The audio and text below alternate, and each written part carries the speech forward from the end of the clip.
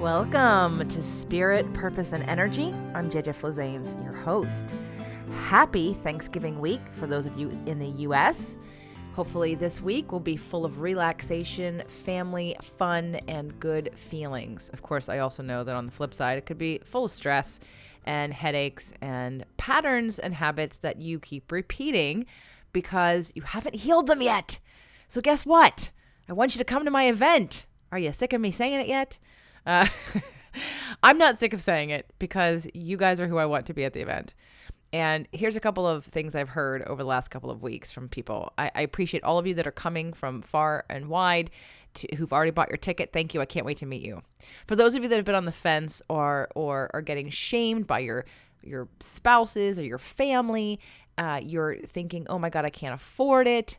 Here's what I want to say to that. I'm not asking you to take out a loan from a bank or anything, but really, can you not afford it? Can you afford not to is the question I have for you. When is it time to make an investment in you? When is it time to say, I'm done repeating these patterns? Because what's going to happen this week is you're going to see your patterns and habits really clear, most likely, those of you in the US. Because if you're in Thanksgiving week and you're getting together with family, you're going to be experiencing who you were, or maybe who you currently still are. When it comes to family and we have distance and we have growth and we expand, every time we go back to sort of habits and patterns that we've had in the past, we feel uneasy. We feel a discord because we repress ourselves. We don't step into who we really are because we don't know how everyone else is going to play with that. And we walk on eggshells, we tone it down, we hide, we don't share what we're interested in, we don't catch people up. We go back and repeat the same patterns and habits we have for years and years. So I'm hoping that this week, those of you that are on the fence about coming to the event, I want you to be aware of what happens at that table with your family, in those spaces. If you're traveling to go back to your family home, what feelings come up for you? Can you identify how you've grown? Can you identify how you're different now than you were 5, 10, 20, 30 years ago? Can you see the gap of growth of who you are now and why every time you try to go backwards, you're trying to fit yourself into who you were, it never feels right. It never feels satisfactory. It never feels rewarding. And maybe for you, some of you, it is. And if it is, congratulations. That is not the majority when it comes to people that I work with and deal with in this consciousness space. People who are conscious grow at rapid speeds, unless you have decided to repress yourself because of the people around you not being up to speed with you. You need a community. This is why I'm doing this event. You need to meet in person other people on the same path at the same vibrational level as you are so that you feel validated, so you understand you're not alone because you may feel really alone. I don't want you to feel that way. I understand what it's like. I've done it. I've been there. I grow at a very rapid pace and not too many people can keep up with me. So trust me when I tell you I've been there.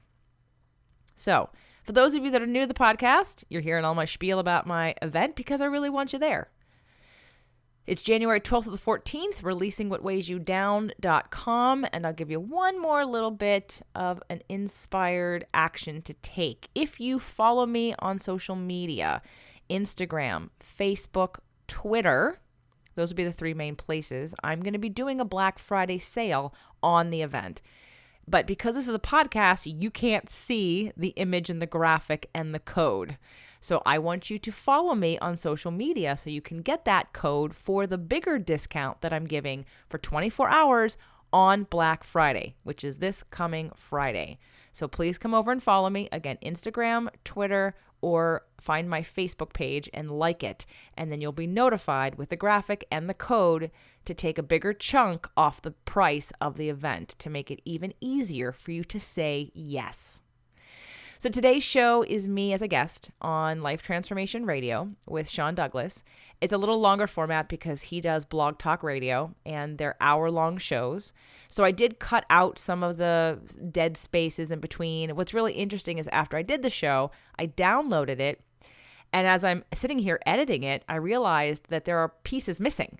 So there are like a couple different pieces, not like words that are missing. And I tried to smooth it out so it wasn't rough, but there may be points in this audio. It only happens 2 or 3 times. But if you think to yourself, well, that wasn't as smooth, or did I miss a word? You probably didn't, because for some reason, when I downloaded the show from the website, maybe it was the internet, maybe it was when we were recording and it was the internet, but it kind of went like bleep and went away. So that's my apology up front about just a few little places, and you might not notice it because I'm a pretty good editor. I tried my best to make it decent. But today's show, I decided to entitle Using Your Story to Inspire Others, because it's really more than I have shared on any other show, and in different ways. Like, you're going to hear new parts of my story if you're someone who's followed me for a while. And I hope that my story will inspire you. I hope that there are places in my story up until this point where that you can identify with and learn lessons from, possibly, or see that you've also been on a similar path and that we're in tandem. I'm not saying I'm doing it right by any means, or that I'm someone you should model, hook, line, and sinker up and down all around. I definitely have some good things going on in my life. I think if nothing else, I'm very resilient, and I want to help free you of the current limiting beliefs that you keep perpetuating when you say things like, I can't afford to go to the event, or, oh, I don't have time to take care of myself, it's too expensive for me. These are things where I want you to realize that you have a choice and an opportunity to make an investment in yourself that is way beyond the dollars that you will be spending. Because, again, I know what it's like to be where you are. I know what it's like to want to practice law of attraction, want to practice alternative medicine, want to talk about food on a different level and spirituality on a different level, and you don't have the resources or people around you, and they're hard to find, and you just feel weird and disconnected and a little alone. And I'm giving you an opportunity to not feel alone and to make lifelong connections that can support your journey to getting everything you want. So, happy Thanksgiving for those of you in the States. Happy Thursday for the rest of you everywhere else. Decide to celebrate today. Why not? It's a happy day. And don't forget to follow me on social media somehow so you can get the discount code for my Black Friday sale. I hope you enjoyed today's show, and I really look forward to meeting you at some point, hopefully soon. This is Life Transformation Radio. I am your host, Master Resilience Implementer, Inspirational Speaker, Performance Enhancement Expert, and author Sean Douglas. Welcome, welcome, welcome to all of our listeners who are listening from wherever you are. This show is heard in 28 countries, such as U.S., Brazil, Canada, France, Australia, and New Zealand. So thank you to those who are listening from around the world. Life Transformation Radio is all about our transformations. Here, we tell the story of why we are doing what we're doing. We highlight those transformational moments that changed our lives and how we are using these to help transform others and elevate lives around us. You can listen to us every Wednesday and on the first and third Fridays. On the show are impactful and amazing guests that are impacting everyone around them. And my guest today does exactly that. Help me welcome to the show, JJ Flizanes. How's it going? Good, Sean. Thanks for having me. I am super, super pumped to have you on the show. We met at New Media Summit back in San Diego, and I was just blown away at the amazing things that you have going on and how much you have going on. It's incredible. Thanks. And exhausting. But I also teach about work-life balance, and sometimes I can also fall into that trap, which I'm trying not to do, and learn how to recover. Yeah. I get my wife on one side going, "Hey, you're taking on too much. You're doing too." She's kind of like the alarm that goes off. She's like, "Okay, you're doing too much. So time to scale it back in." So we got to kind of reel things back and reassess every month. What's important and what's not important. So this episode is entitled "The Invisible Fitness Formula" with JJ Flizanes. JJ is an empowerment strategist and the host of several podcast shows, including Fit to Love and Spirit, Purpose, and Energy. She is the director of Invisible Fitness and Amazon best-selling author of Fit to Love, How to Get Physically, Emotionally, and Spiritually Fit to Attract the Love of Your Life, and the author of Knack Absolute Abs, Routines for a Fit and Firm Core. She was named Best Personal Trainer in Los Angeles for 2007 by Elite Traveler magazine. JJ has been featured in many national magazines, including Shape, Fitness, Muscle and Fitness Hers, Elegant Bride, and Women's Health, as well as appeared on NBC, CBS, Fox 11, The CW, and KTLA. Her newest book, The Invisible Fitness Formula, 5 Secrets to Release Weight and End Body Shame, debuted at number 2 on the Amazon bestseller list for Women's Health and number 2 as a hot new release on May 18th, 2017. Her social media links are all in the show notes. You can contact her at facebook.com/JJ Flizanes, or she's on Instagram, she's on Twitter, and her website is all there. So that's awesome. Number 2 on the bestseller list, actually 2 bestseller lists. That's awesome. Good job. Thank you. I worked hard for it. Yeah, I'm sure. I'm just totally impressed at the way that you've approached everything. I mean, physically, emotionally, spiritually. Some people sometimes leave out that emotional aspect of it, and I absolutely love that you put those, because as a resiliency trainer, I see physically, emotional, spiritually. I'm like, yes. Yes. The first question I always ask is why. I think it's the most important question you always have to ask yourself every day. So what is your why? Why do you do what you do? I am a really good problem solver, and I have a really large toolbox that I've been acquiring tools over the years. And so I always feel like I can help people not suffer and get to their goals easier and remove the blocks that they have that they can't see. So why I do it is because I, of course, know what that feels like to have a block, and then to have clarity and to go, oh my God, it could have been so much easier, or why did I get stuck that long? Now, granted, at the same time, I do believe we all have our journey, and the lessons that we have are very perfect for our timing, for our divine timing. So it's not that I'm trying to take someone off their path, but if they're on a path and they're beating their head against the wall because they can't figure something out, or, I mean, really simple solutions. I had a client last night, a coaching client, and she's very smart. And she's very educated. And a couple things I've said to her, for her, have been like, duh. I mean, for her, she said to me, it's amazing that I've never thought of that before. Right? Just things like that can make the biggest shift. A little bit of advice. So why I do it is because I love problem solving. I love matrix.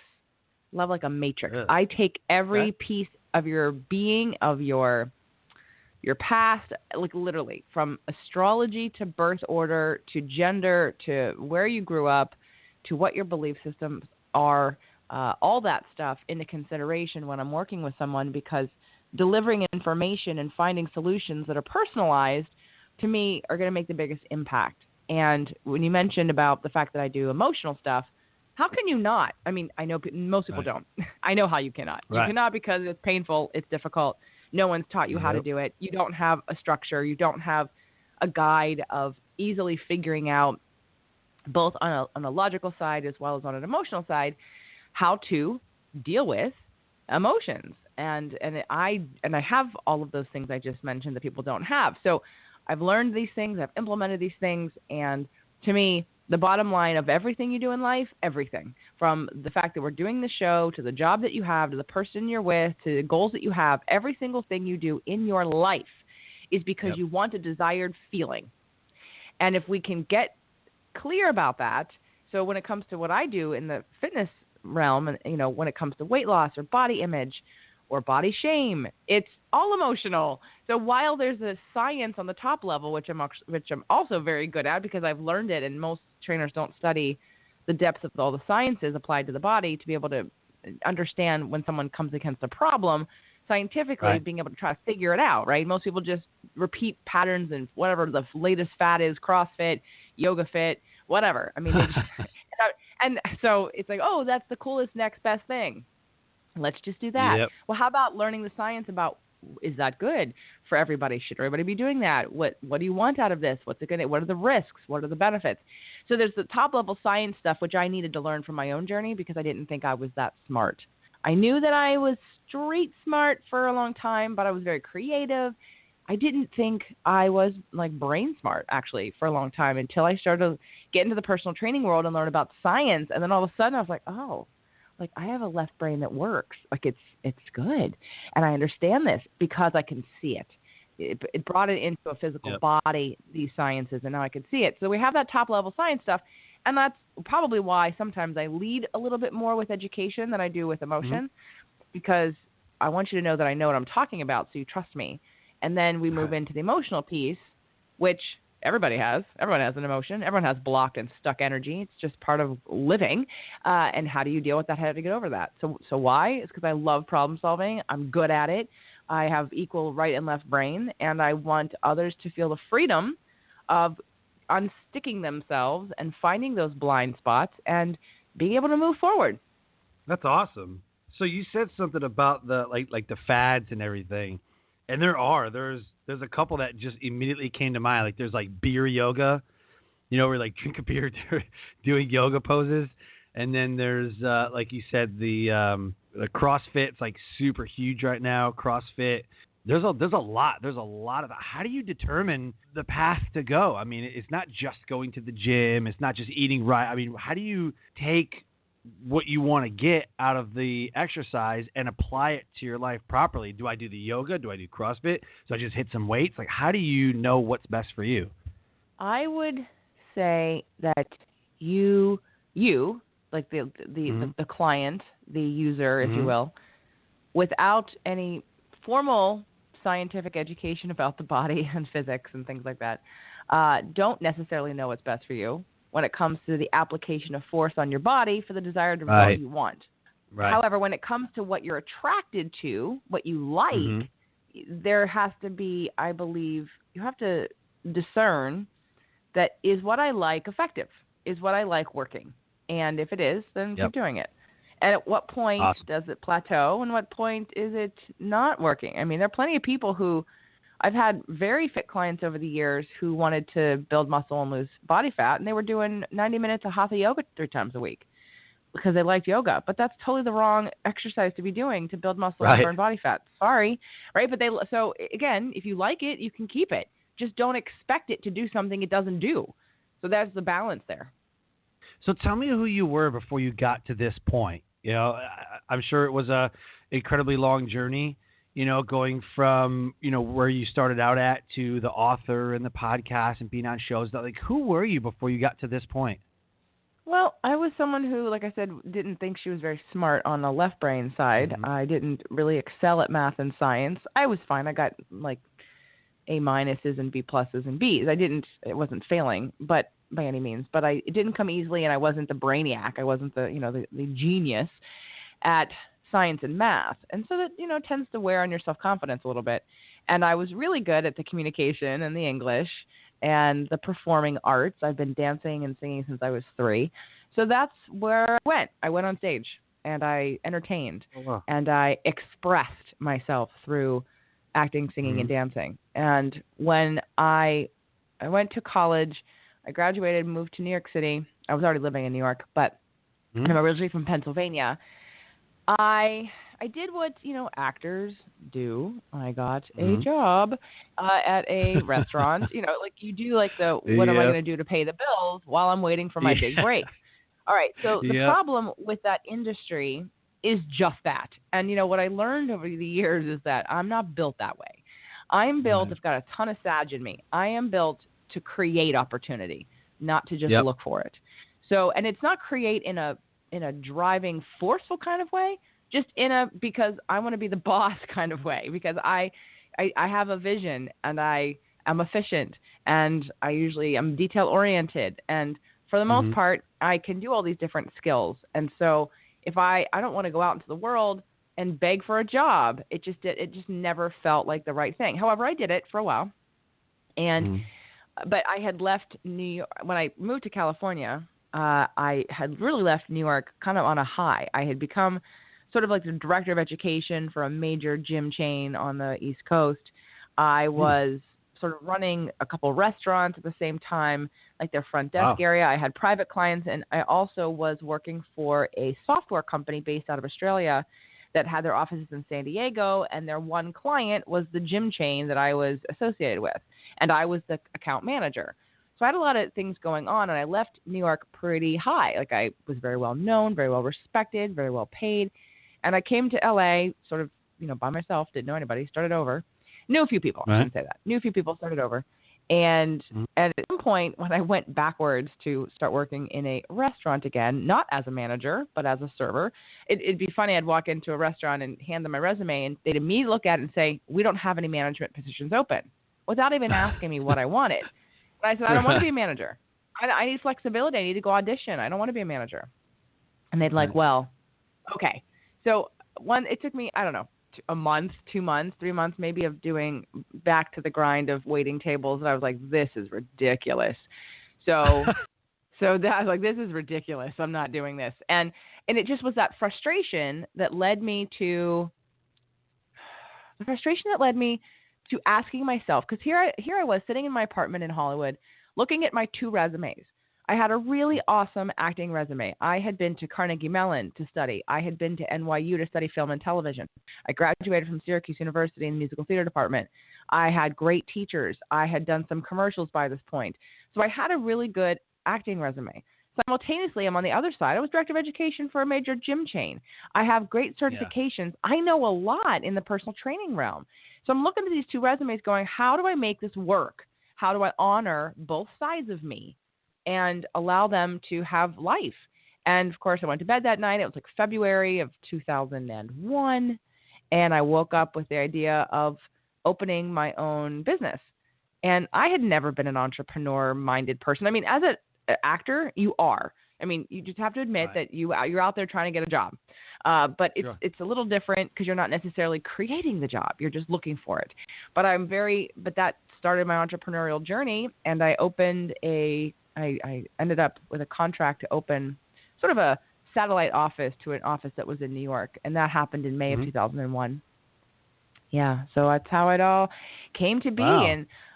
And so it's all been blended. And at some point I stopped being that interested in the auditions and more interested in my business. I'd always been passionate about personal training and the education and educating trainers, educating clients.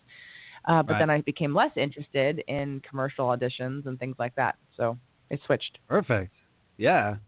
So looking back, what was your transformational moment? Was it going from New York to California, or was it deciding that, I need to write these books, I needed to double down on the fitness, and I need to, how did you get to that point that you're at right now in what you're doing with the podcast? And what was your transformational moment? I've had a series of them. It's not just one. I did a live show for a little while called, I had a live show for a little while called The Turning Point. And it was to look at the turning points in our life, which we would call right now transformation, right? The things that maybe we thought of as being a problem, but that problem pushed us into the next level and next version of who we are. And that happens to me kind of all the time. I mean, I'm no joke. I'm so tapped in sometimes that I'll get clarity on something I've been holding for a year or 2 years, like Fit to Love, the book. I didn't look to start a podcast. I never did. In fact, I didn't start out trying to be running an education department of personal training. I meet somebody, I get a hit, and I go, oh my God, and then I step into it, and I'm like, didn't think I'd ever be here, but I'm here, and I love it.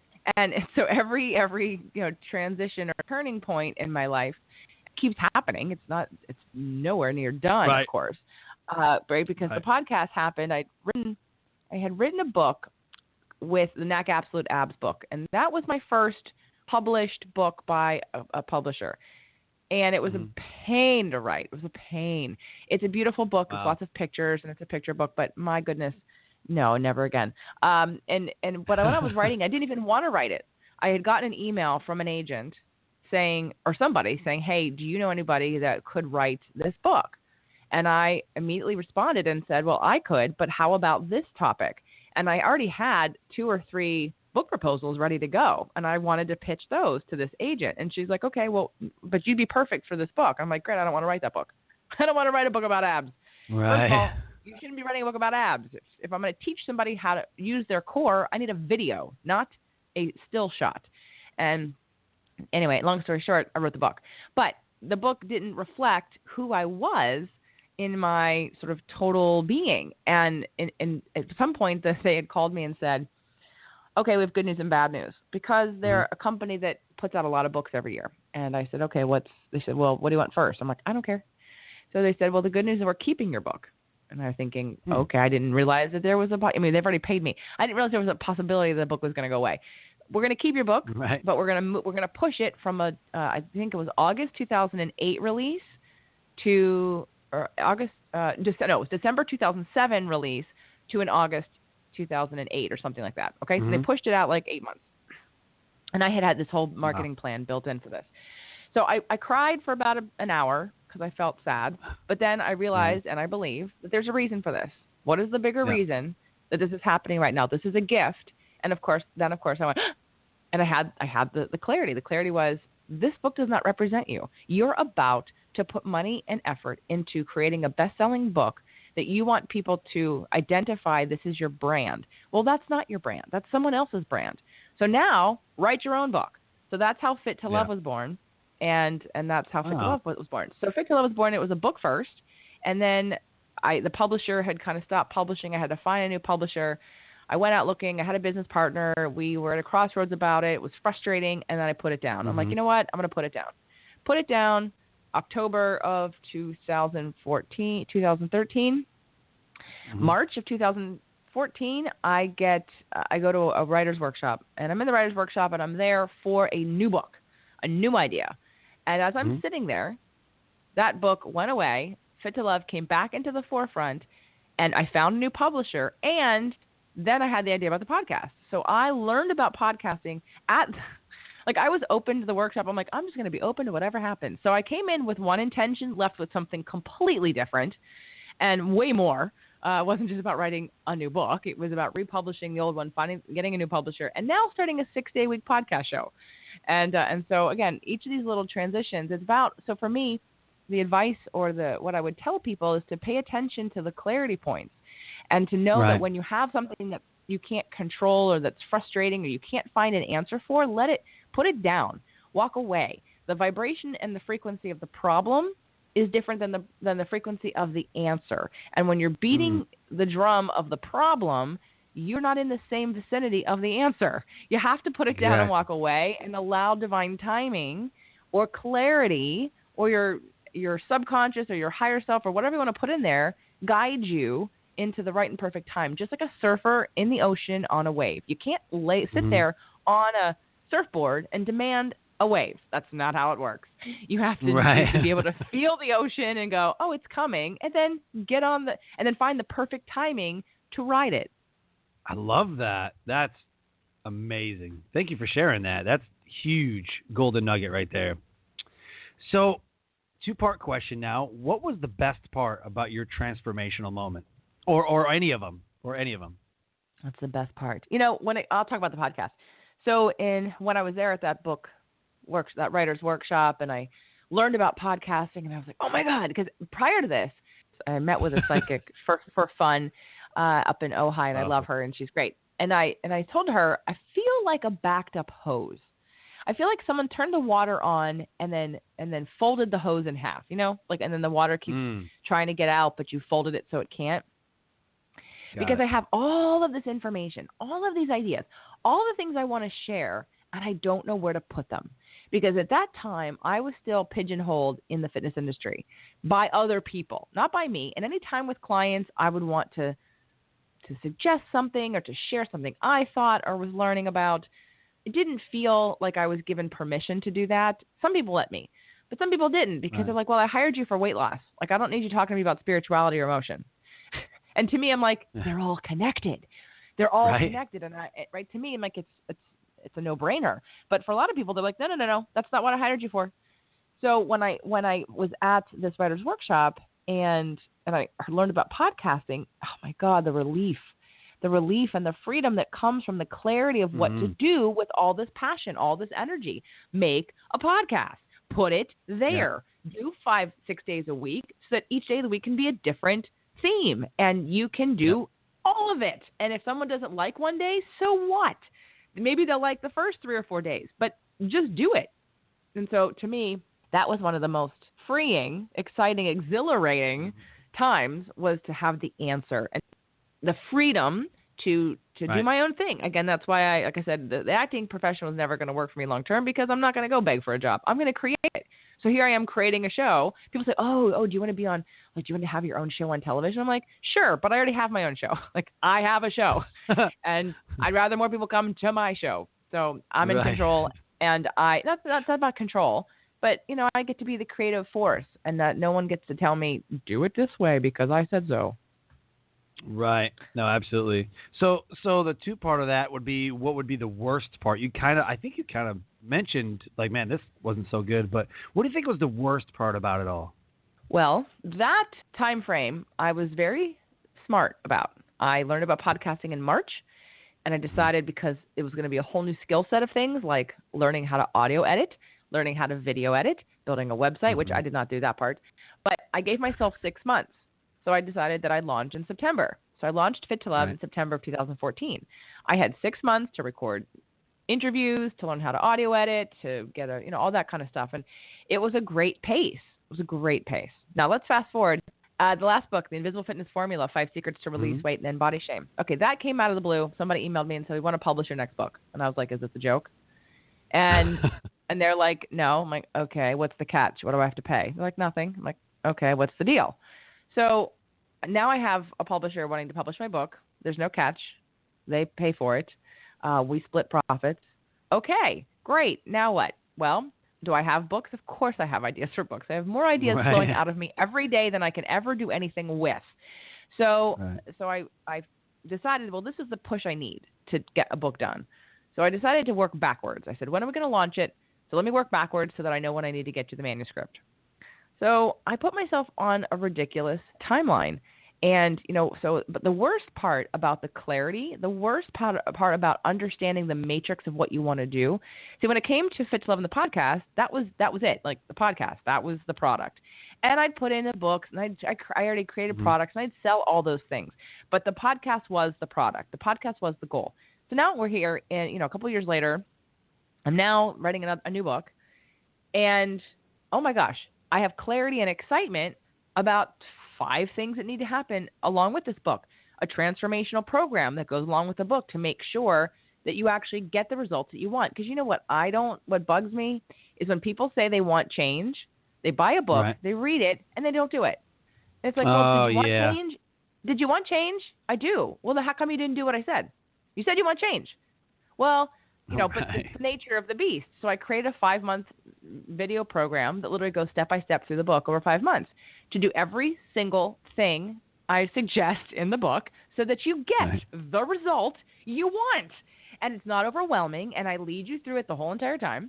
So I created this program. I also created a membership program. I also had a book launch, and I also published the book. And I did that all in like 4 months. And that was crazy. That was, which is why it's crazy. Like you said, I'm so impressed with what you're doing, and it's a lot of stuff. I'm like, great, because this year's been about out of balance for me. It's none of this has been because I have to. It's because I want to. But I got too excited that I tried to put too much in an unrealistic time frame.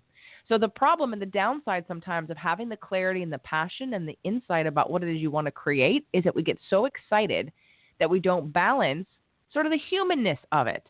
The fact that 6 months for a podcast was perfect. 4 months to write a book, do a book launch, do a membership, do a 5-month transformational program. No. Too much. too much. All right? Too much for everything. So the downside is the overwhelm that comes from the clarity sometimes about what you want to create, and learning how to trust and pause and determine if, is this the best way to do that? Like, can you slow down? Yeah. Can you? Yeah. So that would be the worst, the downside. Yeah, but it worked out okay. So awesome. Oh, well, yeah, I'm suffering a little for it. I'm trying to recover from having adrenal fatigue this year. But yes, it is all working out. And like I said earlier, every contrast, every problem is really an opportunity to learn something new and to do it differently next time. Yeah, absolutely. So in all of this, who has been your biggest influencer? My biggest influencer? Well, that's a good question, because while I believe I have role models, I guess I'll just go there with, influencers. I don't follow like a lot of people. Okay. I like people, but I don't necessarily go, oh, I want to be that person, right? Because of that sort of integration. I would say the closest role model that I have would be Dr. Christian Northrup. And it's because she really represents all the things that I talk about, and she embodies all of them, and she does them all, and she writes about them. She's a physician who's medically trained, and she's got her science. This is great. But she brings in everything from astrology to nonviolent communication to law of attraction. I mean, like literally everything I love and do and integrate, she does too. The difference is I'm not a physician. But at some point in my career, earlier in my career, I thought, should I go to medical school? Because I was getting so into the science, and I learned the science, and I appreciate the science, and I know a lot of science, that could have been easily a path that I would have went down. But, you know, the medical industry is not, especially the Western medical industry, is not one I want to be a part of for their lack of health. Actually, I don't call it the health industry. It's not. They're not in healthcare. They're in sick care. You only go when you're sick, and I'm in preventative care. I'm in functional medicine. You take care of yourself now so that you don't get sick. The point is you get out ahead of it so that the bad things don't happen, because you understand science and what happens to the body, what happens when you eat these things, when you don't take care of yourself. So you get out ahead of it. So I would say Dr. Christian Northrup is definitely someone who I adore and love. I love Suzanne Summers.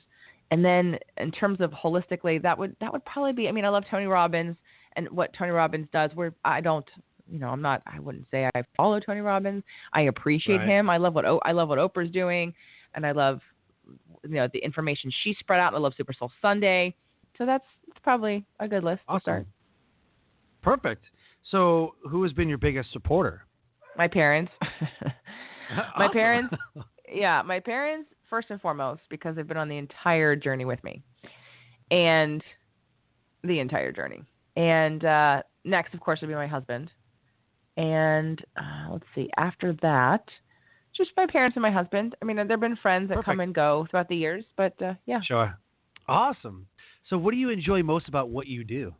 The freedom to create whatever I want, whenever I want it. I love it. Like, short to the point, like, that's it, you know? So how do you get people to get physically, emotionally, and spiritually fit? And you don't have to give away trade secrets or any of the coaching stuff that you. But I'm just curious. You know, how is it that you get them to be physically, emotionally, and spiritually fit? Well, I can't get anybody to do anything.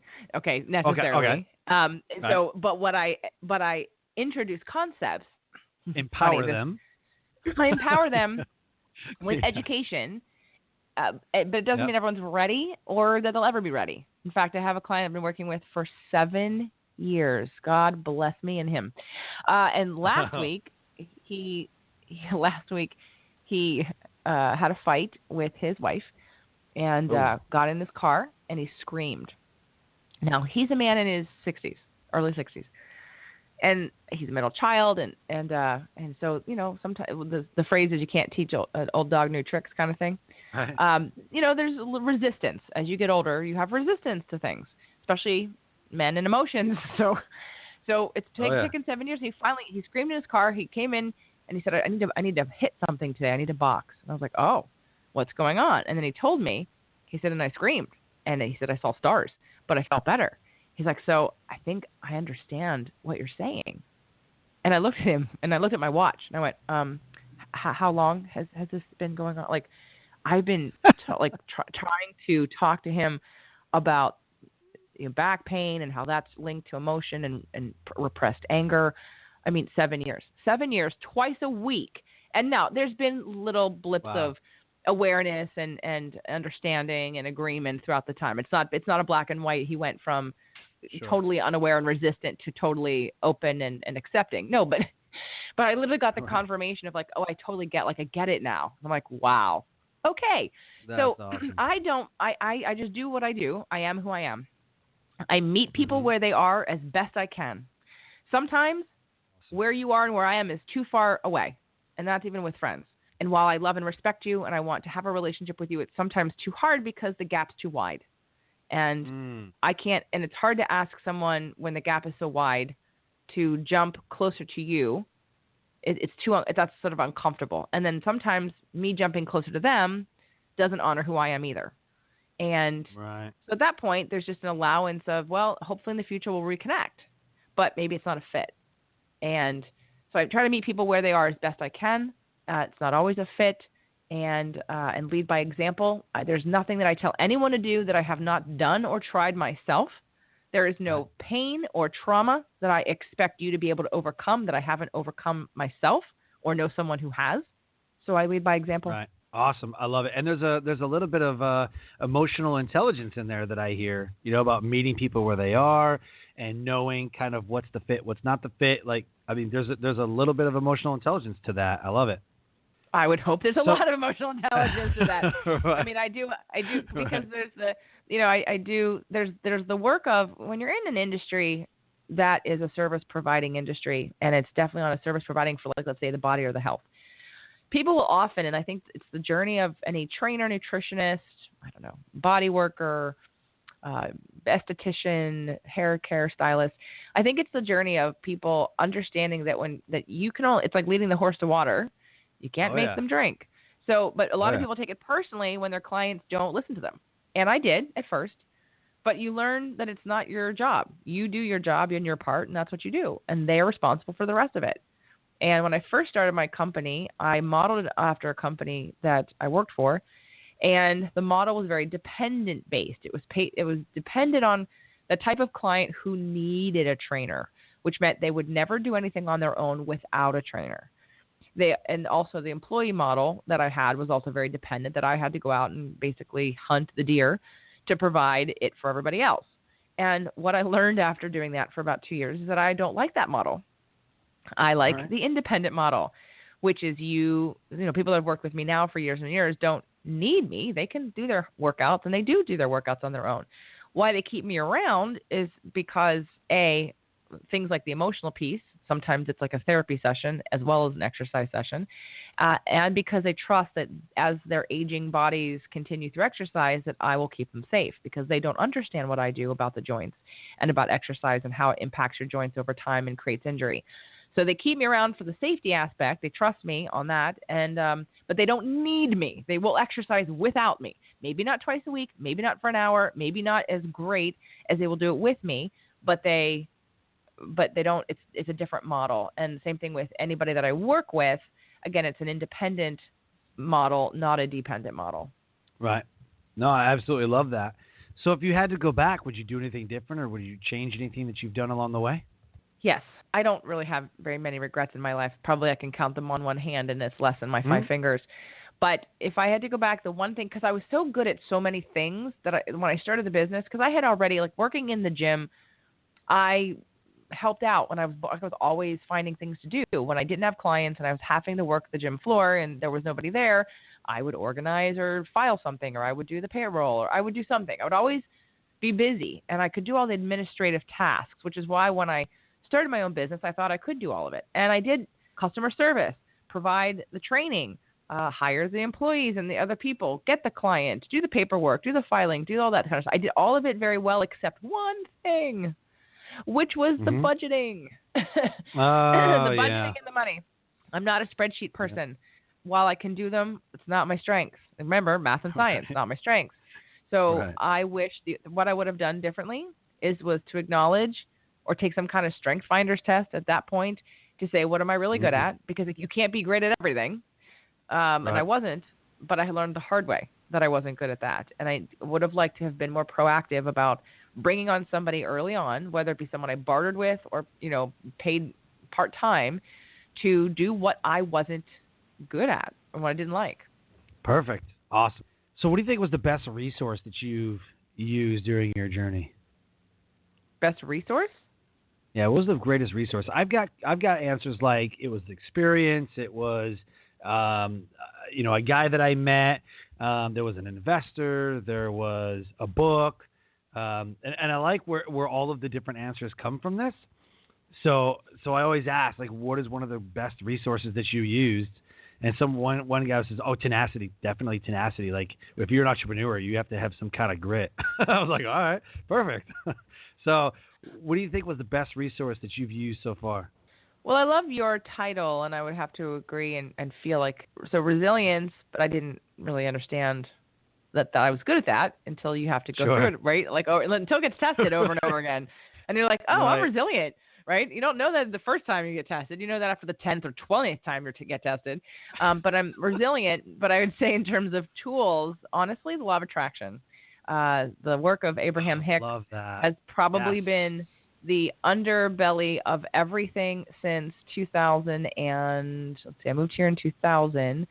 And I learned about law of attraction in around 2002, 2003. And so since then, that has been the support.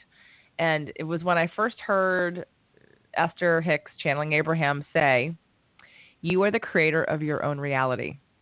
Yep. When I heard that, I was driving and I went, oh my God, wait a minute. What? I create my own reality?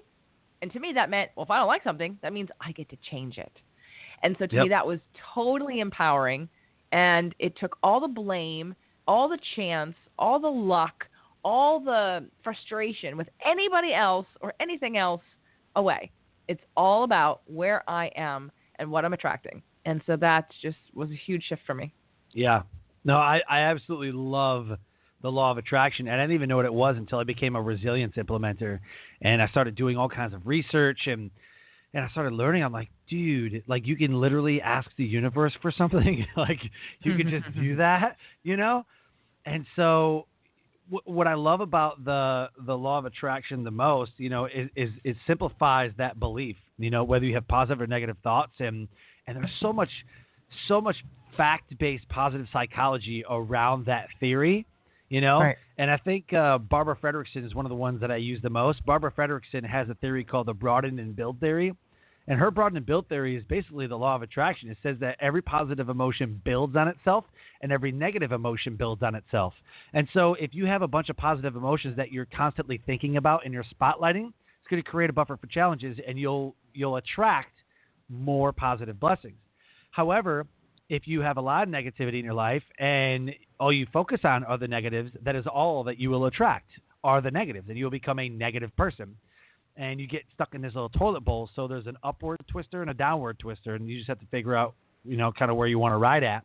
But when I heard the broad and built there, I was like, no way. And Barbara Fredrickson is a researcher over here in North Carolina at the UNC Chapel Hill College, and she's absolutely incredible. And I love Abraham Hicks, and it's just incredible. So yeah, that's a great resource. Abraham Hicks, Law of Attraction. So talk about where you're headed now. What kind of new adventures, businesses, family, what do you got cooking up for the rest of 2017 and into 2018? Well, I'm doing my first live event that I have done in a long time in January of 2018, and it's called Releasing What Weighs You Down. And it's really an event for people who are conscious and aware that they've got emotional blocks. And it really can apply to anybody in any way. So whether it be a personal relationship block or a health and weight loss block or a work and passion block, we all have, you know, our childhood stuff. We have the way that we look at the world. We have our traumas and triggers and our habits and patterns that, like you just mentioned about the study, like if you perpetuate sort of victimization and negative thinking, then you just keep attracting all of that. And how do you get out of that cycle?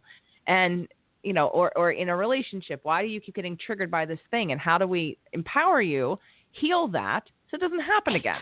Or how can you respond differently to it? It's going to happen, but you don't have to be the same. So to me, healing is that you're different in the same situation. It's not about avoiding situations. It's not about avoiding people. It's not about avoiding pain. You heal so that you're different in the same situation. And so releasing what weighs you down, just sort of, again, one of those clarifying moments, because I knew I was going to do an event. Sure. And I was actually going to do it after the book, like not too long after the book. And I was like, whoa, stop. Like, this is too much. Too much. Like, you've overloaded. So then I got clear on, like, when would I do it and what would it be called and who's going to present with me and what's the curriculum going to be like. And releasing what weighs you down just came to my mind because there isn't a person alive that doesn't carry around some kind of baggage stopping them from either being their best self, making more money, finding that relationship, being happy in their job or in their career. So releasing what weighs you down, January 2018. January, and where's it going to be? So the live event will be in Los Angeles, and there's a limited amount of seats. So if anyone's interested, go to releasingwhatweighsyoudown.com. There's also a virtual ticket. So for people that there's just absolutely no way they're going to make it here, January of 2018, 12th to the 14th, although I do have people flying in from all over the place, by the way.